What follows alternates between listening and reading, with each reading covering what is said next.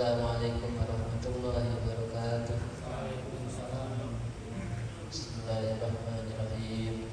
Nawaitu ta'alluma wa ta'lima wa tadakkura wa tadhkira wa nafa'a wal intifa'a wal ifadata wal istifadata wal hissa ala tamassuki bi kitabillahi wa sunnati rasulillah sallallahu alaihi wasallam wa du'a ila al-huda wa tilalata al-khairi ibtiqa'a mardatihi wa qurbihi wa sawabihi wa husnil khatimah ma'al lutfi wal afiyah wa salahil aqibah. Bismillahirrahmanirrahim. Alhamdulillahirabbil alamin wassalatu wassalamu ala sayyidina Muhammadin wa ala alihi washabihi ajmain wa la haula wa la quwwata illa billah. Alhamdulillah, pada malam hari ini memasuki bulan Ramadan yang mudah-mudahan dengan bulan Ramadan ini merupakan bulan menjadi kebaikan untuk kita semua. Mudah-mudahan di bulan Ramadan ini kita bisa mencapai daripada tujuan kita, yaitu mendapatkan daripada rahmat Allah Subhanahu wa taala. Amin ya rabbal alamin. Pada malam hari ini kita akan memulai pembahasan tentang kitab Syiyam, yaitu kitab yang menerangkan tentang puasa, yang mana insyaallah kita akan membahas sedikit tentang hukum-hukum puasa yang diambil daripada kitab Manhajul Qayyim. Kitab Manhajul Qayyim yaitu kitab yang dikarang oleh Al-Imam Ibnu Hajar Al-Haytami, yang merupakan syarah daripada kitab Muqaddimah Ad-Durriyah.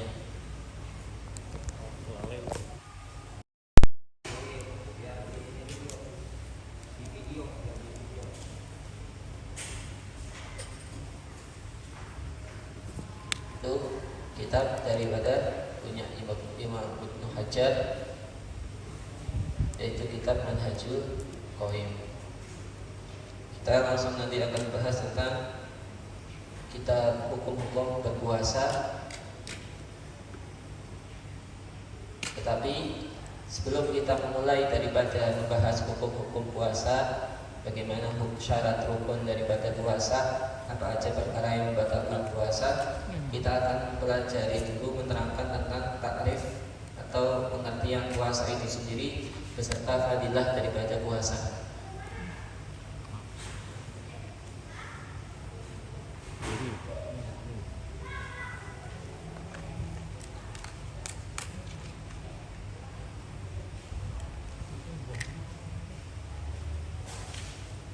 Jadi puasa, ya, puasa as-shaum atau as-siyam dalam bahasa Arab mempunyai arti pengertian dalam bahasa, yaitu lughah. Menurut ahli bahasa, yang namanya puasa adalah mencegah sesuatu, menahan diri dari sesuatu, al-imsak. Apapun itu, entah itu gak harus makan, ya, gak harus minum, apapun itu, ketika kita menahan diri untuk melakukan sesuatu, berarti kita disebut orang yang puasa secara ahli bahasa. Contohnya seperti orang ketika gak mau merokok, berarti dikatakan itu orang puasa, ya, puasa dari merokok.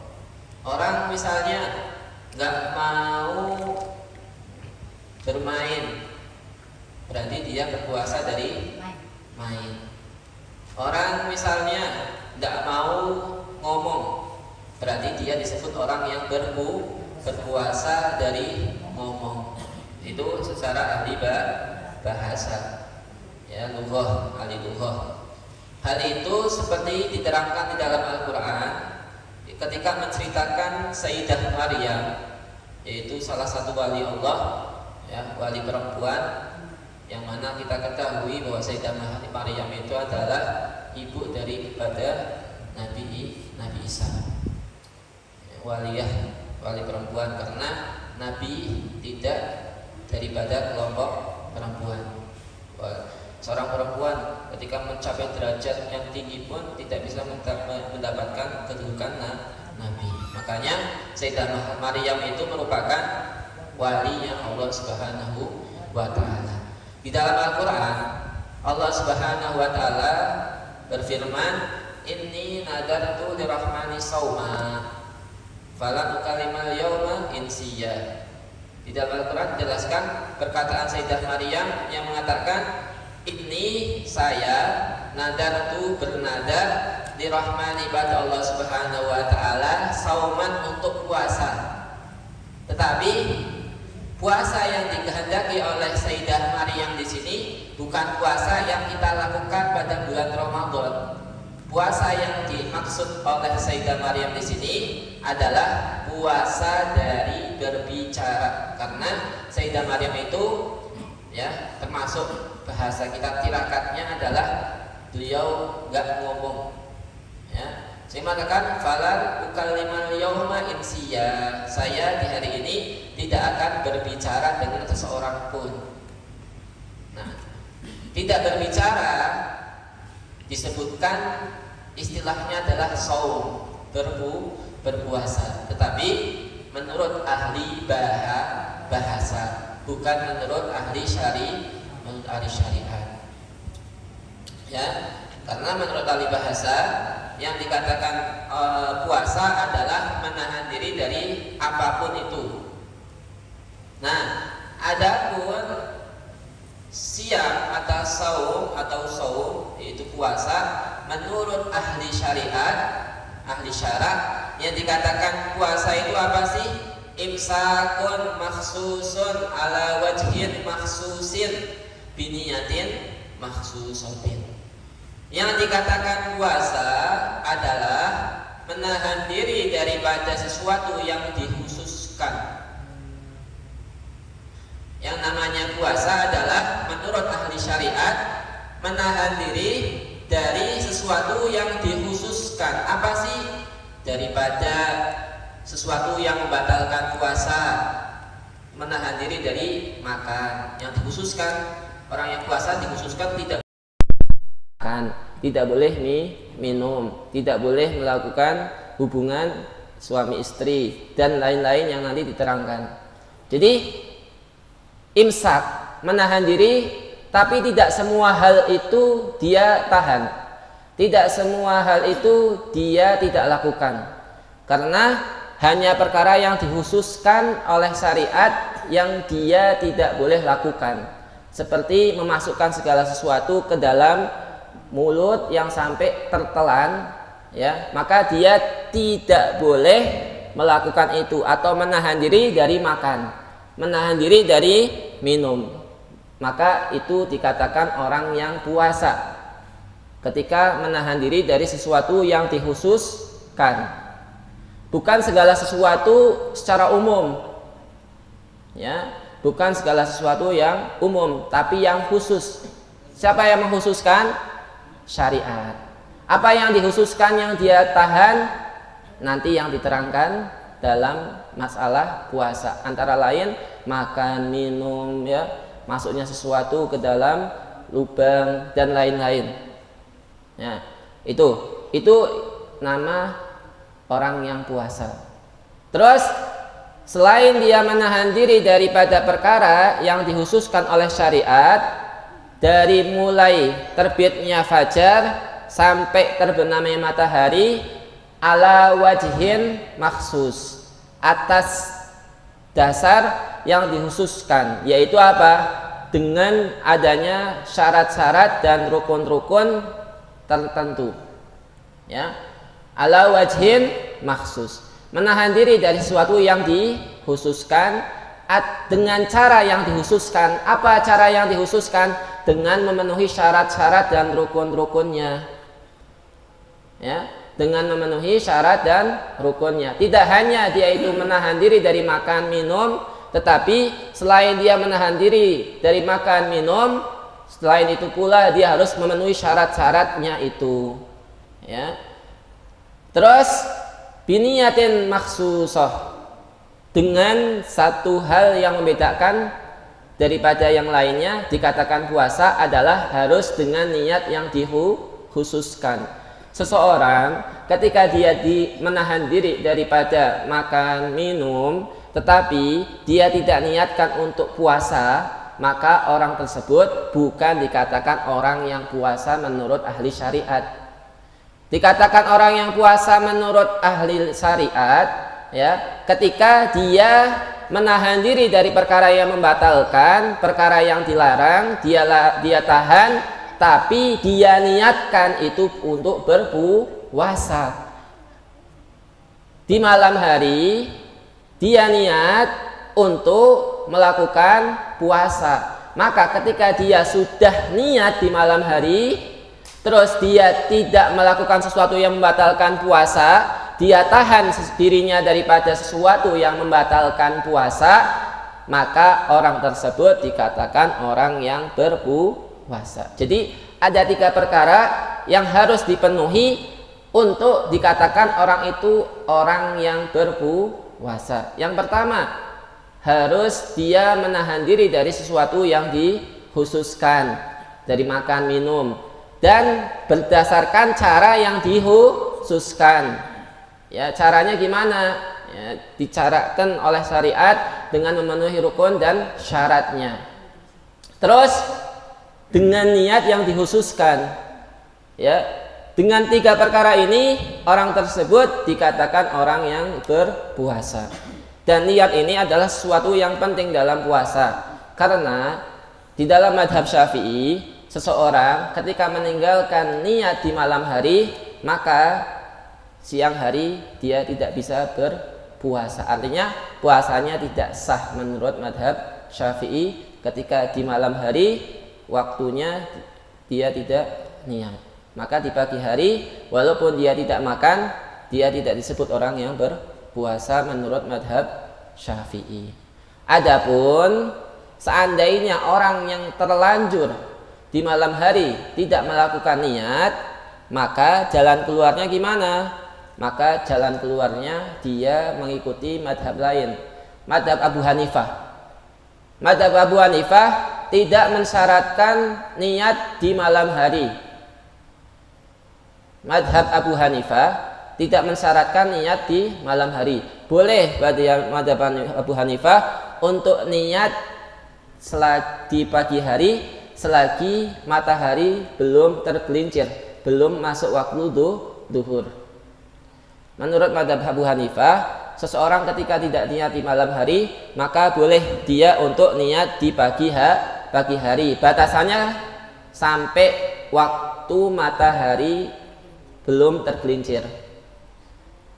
Selagi dia tidak melakukan perkara yang membatalkan puasa. Kalau sudah makan terus ya sudah nggak bisa. Wah, saya di malam nggak niat nih. Gimana? Saya makan lah. Makan. Oh iya, mazhab Abu Hanifah boleh nih untuk niat. Nggak bisa. Walaupun menurut mazhab Abu Hanifah itu boleh niat di pagi hari, tetapi tetap nggak boleh makan mulai sebelum subuh. Mulai subuh nggak boleh makan, tetap sama. Yang beda cuma waktu niatnya. Ya, waktu mulai tidak makannya sama semua madhab. Mulai subuh. Ya, mulai fajar itu munculnya fajar, mulai masuk waktu subuh itu sama, tetapi waktu niat berbeda. Menurut mazhab Syafi'i, waktu niat itu sebelum masuk waktu subuh. Menurut mazhab Abu Hanifah, waktunya niat itu boleh ketika waktu pagi sampai sebelum matahari tergelincir di waktu siang. Nah, ini jalan keluar untuk orang yang ketika dia itu lupa niat di malam hari. Atau boleh seperti tadi kita taraweh, kita niat 2 kali. Niat yang pertama yaitu kita niatkan untuk puasa seluruh daripada bulan Ramadan. Ya, ini kenapa kita niatkan itu? Karena di dalam mazhab Maliki itu ketika dia di awal puasa, di awal Ramadan, dia niat untuk semua puasa, untuk semua hari-hari di bulan Ramadan, maka di hari-hari berikutnya dia tidak usah niat lagi. Nah, ini pula merupakan jalan keluar yang lain. Jalan keluar seandainya ketika kita di satu hari di bulan Ramadan ini lupa niat, maka kita sudah ada serepnya apa? Ikut mazhab Maliki. Mazhab Maliki memperbolehkan kita untuk niat dikumpulkan dalam satu niatan, yaitu ketika di awal Ramadan. Di awal Ramadan saya niat untuk puasa di semua hari-hari bulan Ramadan tahun ini. Itu boleh. Ya, mulai malam ini nih kita niatkan nawaitu sauma jami'i Ramadan hari sanah lillahi ta'ala. Boleh. Artinya nanti ketika di hari-hari selanjutnya kita kok lupa, maka kita taklid ikut mazhab Maliki, tidak masalah. Hah? Iya, udah dijadiin satu. Kalau mazhab Abu Hanifah enak lagi. Kalau misalnya kita di awal Ramadan kok lupa tidak niat kayak mazhab Maliki, terus boleh kita nanti ikut mazhab Abu Hanifah di hari-hari selanjutnya. Ketika kita lupa tidak niat di malam hari, boleh kita niat di pagi harinya. Nah, itu ya. Jadi masalah niat itu sangat penting karena semua ulama sepakat niat itu wajib. Ya, yang beda hanya waktunya saja. Nah, itu adalah pengertian daripada puasa. Jadi puasa itu secara syariat dan secara lughat itu berbeda. Nah, adapun puasa itu, apakah puasa itu khusus untuk umat Rasulullah apa enggak? Kan gitu. Apakah puasa itu khusus untuk umatnya Nabi Muhammad? Apa umat-umat sebelum Rasulullah pun disyariatkan untuk puasa? Nas Al-Quran menerangkan an-nasiyam, sesungguhnya puasa itu diwajibkan, disyariatkan untuk umat ini dan untuk umat-umat sebelum Rasulullah, umatnya Rasulullah dan umat-umat terdahulu dari zaman Nabi Adam itu pun disyariatkan puasa. Berbedanya apakah mereka disyariatkan puasa Ramadan apa enggak gitu. Ya. Walihada qalallahu ta'ala, maka dari ini di dalam Al-Qur'an diterangkan bahwasanya puasa itu diwajibkan untuk semua umat. Apa ayatnya? Apa dalilnya? Ya ayyuhalladzina amanu kutiba alaikumusiyam. Wahai orang-orang yang beriman, telah diwajibkan atas diri kalian puasa. Wahai umatnya Rasulullah, telah diwajibkan kepada diri kalian untuk puasa kama kutiba alal ladzina min qablikum, seperti halnya telah diwajibkan puasa atas orang-orang sebelum kalian, la'allakum tattaqun, supaya kalian menjadi atau pasti kalian yang berpuasa itu menjadi orang yang bertakwa. Ya, dalam Al-Qur'an dijelaskan bahwasanya puasa itu disyariatkan untuk kalian dan disyariatkan untuk umat-umat sebelum kalian. Jadi umat-umatnya Nabi Musa, umatnya Nabi Isa, Nabi Nuh, nabi-nabi terdahulu pun telah disyariatkan untuk berpuasa. Karena diterangkan telah datang asar keterangan ala an-nasiyam, sesungguhnya puasa itu adalah muta'abbid, ibadah yang dilakukan dari zaman Nabi Adam dan sampai zamannya umat Rasulullah. Jadi puasa itu dijadikan media untuk ibadah dari zamannya Nabi Adam sampai zamannya Rasulullah, dan tidak ada satu umat pun yang tidak disyariatkan untuk puasa. Tetapi apakah puasanya itu sama? Ya, apakah puasanya umatnya Rasulullah dengan umat-umat terdahulu itu sama? Dalam satu riwayat dikatakan berbeda. Berbeda antara umat Rasulullah cara puasanya dengan umat-umat terdahulu cara puasanya. Apa perbedaannya?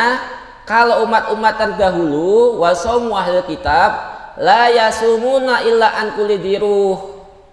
Diterangkan oleh Habib Salim mengatakan bahwasanya ahli kitab, ya, umat-umat terdahulu itu puasanya itu bukan puasa daripada memakan atau meminum, ya, makan minum bukan, tapi puasa daripada tidak makan dari sesuatu yang memiliki ruh, ya, tidak makan ayam, nggak makan kambing, nggak makan ikan, itu puasanya kayak gitu. Kalau kita kan apapun itu Ya, yang penting jangan sampai masuk ke dalam ketelen ya. Kalau kita nggak boleh tertelan. Kalau umat-umat terdahulu ya, kalau roti dimakan puasanya nggak batal. Enak nggak tuh? Ya, kalau minum jus nggak batal puasanya. Yang penting jangan makan ayam. Siap gitu, puasa 1 tahun kuat gitu ya. Ya, itu diterangkan bahwasanya umat-umat terdahulu tidak melakukan puasa kecuali mereka hanya puasa daripada memakan sesuatu yang mempunyai ruh, seperti sesuatu yang daging-dagingan atau ikan dan lain-lain. Adapun sesuatu yang tidak ada ruhnya maka mereka boleh dimakan ya, kayak roti atau nasi boleh ya, enak begitu. Makanya dan sebagian ulama menerangkan sungguhnya an-nasara, orang-orang Nasrani, kanu yasumuna fi kulli sanah arba'ina yauman. Orang-orang Nasrani dikatakan oleh sebagian ulama, orang-orang Nasrani itu berpuasa setiap tahunnya itu 40 hari. Kalau kita kan 1 bulan, kalau mereka itu 40 hari. Kenapa? Karena mengikuti Nabi Isa alaihissalam ya. Terus asal mereka itu puasanya itu mencegah diri dari makan dan minum secara ya apapun itu. Wal iftar kullu arba'in wa isrina sa'ah, dan mereka berbuka setelah 24 jam ya. Jadi setelah 24 jam mereka baru makan. Jadi selama 40 hari puasanya itu 24 jam. Ya. Berat bagi diri mereka untuk melakukan itu. Ya, awal-awalnya itu mereka puasa dari makan apapun, nggak boleh makan apapun. Yang rotinya nggak boleh makan, dagingnya nggak boleh makan selama 24 jam dalam waktu 40 hari. Ya. Berarti 24 jam baru boleh makan. 24 jam kalau kita kan enggak. Kalau kita paling 12 jam ya. Dari mulai subuh ya sekitar 13-14 jam lah kalau di Indonesia ya. Kalau mereka enggak 24 jam. Lalu apa? Kemudian merasa berat hal itu sehingga diringankan atas diri mereka ya, bil iktisar ala adami akli kulli diruh. Maka dari itu diringankan tuh umat Nasrani tadi dengan dengan boleh memakan sesuatu yang enggak punya ruh. Jadi enak 24 jam, puasanya 24 jam, tapi boleh minum, boleh makan roti, boleh makan nasi. Ya, yang penting jangan makan daging. Nah, itu. Wahum yasumunal an ala hari surah fi musim rabi' itu. Itu sedikit keterangan tentang sejarahnya puasa. Terus diterangkan fadilah puasa. Ya. Annakul a'mal shalihah shawabuha muhaddadah. Dikatakan semua amal-amal yang baik itu pahalanya itu terbatas. Maksudnya apa? Ada ukurannya. Biqadri muayyan lil hasanat. Ada yang 10, satu kebaikan dibalas 10 pahala. Ada satu kebaikan dibalas 100 pahala. Ada yang sampai 700 pahala. Satu amal ada yang diberi pahala 10, 100, 700 dan terhitung. Ya, pahalanya terhitung kecuali saum. Ya. Puasa itu salah satu daripada amal ibadah yang pahalanya itu tertutup, yang bahkan malaikat pun tidak mengetahui jumlah daripada berapa balasan untuk orang yang berpuasa karena tertutup. Ya, dia ditutup. Wa inna matadharu, dan akan nampak itu pahalanya puasa berapa jumlahnya ketika datang yaumul qiyamah. Di dalam hadis qudsi Allah Subhanahu wa taala berfirman, kullu amal ibni adam lahu, semua ibadahnya orang anak Adam itu lahu, yaitu untuknya. Artinya apa?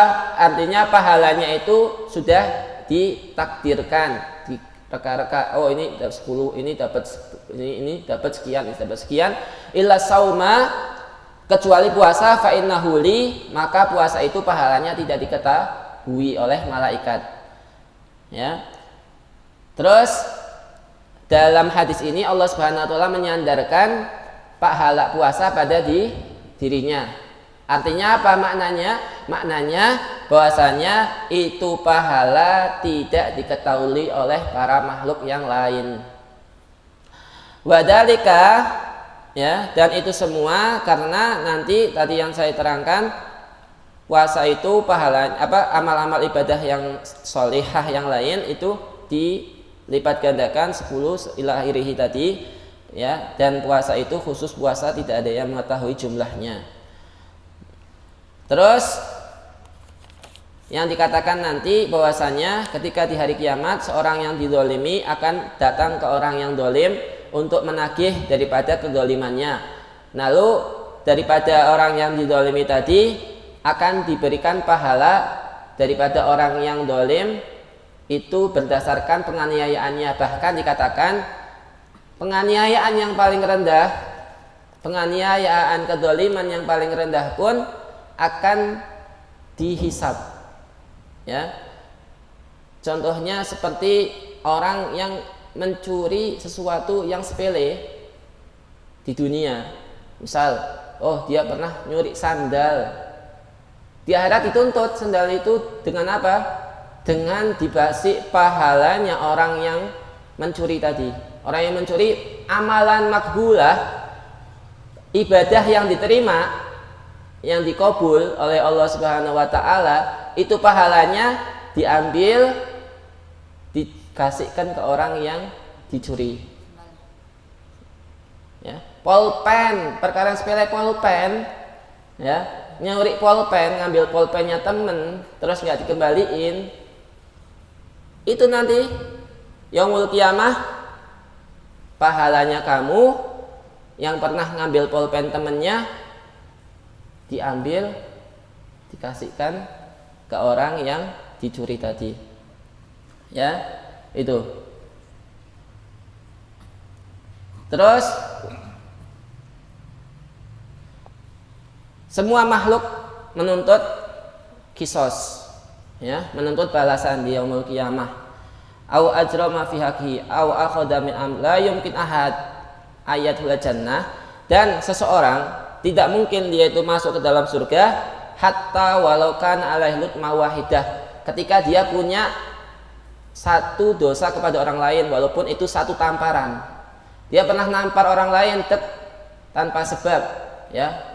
Terus orang lain itu sakit hatinya, nggak terima, maka dia nggak bisa masuk surga selagi belum dibalas daripada satu tamparan itu.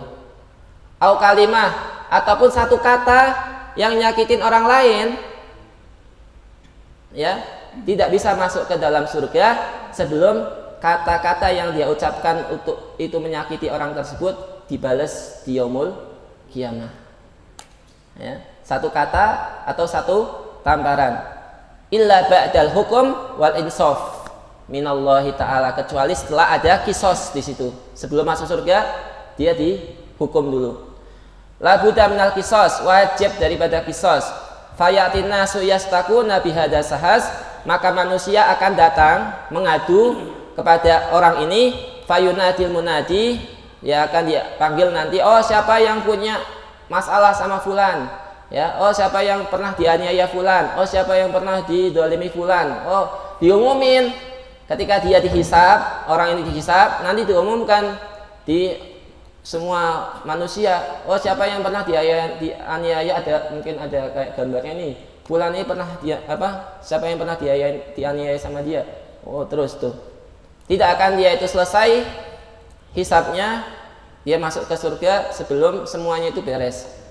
Fayakumu kullu man lahu matlamah indahu, setiap orang yang pernah dianiaya, pernah disakiti akan berdiri untuk menuntut balas. Kullu wahid yurid hasanat, setiap orang itu dari hari itu pingin dapat tambahan pahala, karena sudah nggak bisa lagi sholat, nggak bisa lagi apa. Gimana caranya? Ya udah, kesempatannya itu hanya dari pahalanya orang lain itu. Untung saya, makanya itu ketika kita didolimi, aslinya apa? Kalau kita doa kejelekan kepada orang yang didolimi, itu mukafaah sebagai udah cukup. Berarti nanti di akhirat kita nggak bisa nuntut lagi. Karena itu doanya orang didolim itu akan dikabulkan. Makanya ketika doa yang didolimi itu dikabulkan, nanti di akhirat sudah lunas. Ya, jadi kalau didolimi diam aja dah. Nah, nanti awas lu akhirat. Nah itu. Ya, fayaqulu kul man lahu matlama indahu kul yuridu hasanat. Setiap orang ingin kebaikannya orang lain. Fayat yahaduhu mayaqulu, maka mereka akan datang mengatakan, wahai Allah, sarokoni, orang itu mencuri daripada barang-barangku di dunia. Au hada adani, ya Allah, ini menyakitiku di dunia. Ya, bagaimana ini penyelesaiannya? Ya yuziullahu hasanati hada rajul, Allah mengambil itu kebaikan-kebaikan pahalanya orang tersebut, lalu dibagikan kepada orang-orang yang didolimi. Hatta inallaha la ya'khudhu muqabala syai'il hakir, bahkan Allah Subhanahu wa taala itu mengambil kebaikan orang tersebut disebabkan perkara yang sangat sepele yang pernah dia ambil. Wa yu'tiha man saraka minhu, oh dia hanya pernah mengambil jarum, ya, punya tetangganya nggak izin. Hatta miqdaron nawatu tamrah, walaupun hanya kata dalam kitab ini, walaupun hanya sekadar nawah, ujung daripada biji kurma. Biji kurma ini masih gede, ujungnya ada sedikit kayak putih-putih di ujung biji kurma. Sekecil itu dituntut, ya, ujung daripada nawah, ya, biji kurma yang kecil itu di ujungnya ada nawah, itu pun masih dituntut. Ya'khuduhu subhanahu wa ta'ala wa yahkum fih wa hatta fi ma huwa adna min dalik, bahkan sesuatu yang lebih kecil dari itu, ya, itu dituntut nanti di hari kiamat. Ya. Terus fa innaka law fatahta, nah itu ya. Lalu wa kulluha madhkura fil Quran, maka semua ketika pahala orang itu udah habis, ya, semuanya nanti akhirnya apa? Kalau masih ada kedoliman, dosa-dosanya orang yang didolimi itu akan ditimpakan kepada orang yang dolim. Setelah semua selesai, pembalasan itu selesai, maka nanti datanglah pahala puasa yang tidak diambil, ya, maka disimpan pahala puasa itu untuk dia selamat, ya, karena dia masih punya pahala puasa. Pahala-pahala yang lain habis sudah, maka pahala puasa ini yang datang dan menjadikan dia itu selamat tadi, ya. Makanya sangat penting puasa ini kita jangan sampai batal atau sengaja membatalkan diri, karena akan rugi nanti di yaumul qiyamah, ya. Itu daripada fadilah berpuasa. Insyaallah kita akan lanjutkan nanti di hari kedua, ya, bulan Ramadan. Wallahu a'lam bishawab.